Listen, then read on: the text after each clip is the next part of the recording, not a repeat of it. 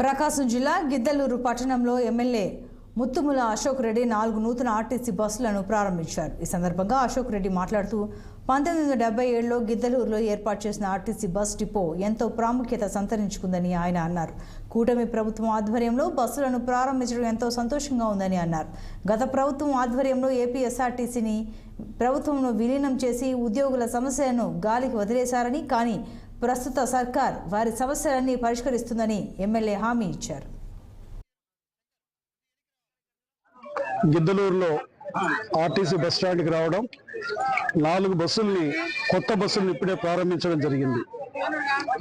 Giddalur depot అంటేనే పూర్వం రోజులలో 1976-77లోనే ఈ డిపోని ప్రారంభించడం, ఆ రోజు ఎన్నో సౌకర్యాలతో జిల్లా హెడ్ క్వార్టర్లో లేని సౌకర్యాలు గిద్దలూరులో ఆ రోజు మన డిపో పరంగా కానీ లేకపోతే బస్ స్టాండ్ పరంగా కానీ ఉండడం జరిగింది. నేను డిఎం గారితో ఇక్కడ ఉన్నటువంటి ఏదైతే ఆర్టీసీ యూనియన్ నాయకులు ఉన్నారో వారితో కూడా నేను మాట్లాడాను. గతంలో మనకి 82 బస్సులు ఉండేటివి, ఈరోజు మనకి 73 బస్సులకు వచ్చింది.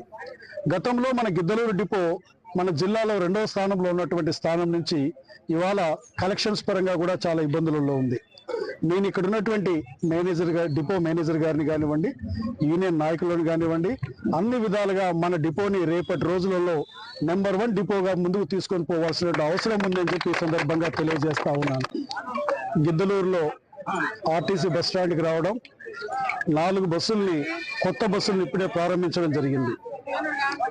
గిద్దలూరు డిపో అంటేనే పూర్వం రోజులలో 1976-77లోనే ఈ డిపోని ప్రారంభించడం, ఆ రోజు ఎన్నో సౌకర్యాలతో జిల్లా హెడ్ క్వార్టర్లో లేని సౌకర్యాలు గిద్దలూరులో ఆ రోజు మన డిపో పరంగా కానీ లేకపోతే బస్ స్టాండ్ పరంగా కానీ ఉండడం జరిగింది. నేను డిఎం గారితో ఇక్కడ ఉన్నటువంటి ఏదైతే ఆర్టీసీ యూనియన్ నాయకులు ఉన్నారో వారితో కూడా నేను మాట్లాడాను. గతంలో మనకి 82 బస్సులు ఉండేటివి, ఈరోజు మనకి 73 బస్సులకు వచ్చింది. గతంలో మన గిద్దలూరు డిపో మన జిల్లాలో 2వ స్థానంలో ఉన్నటువంటి స్థానం నుంచి ఇవాళ కలెక్షన్స్ పరంగా కూడా చాలా ఇబ్బందులలో ఉంది.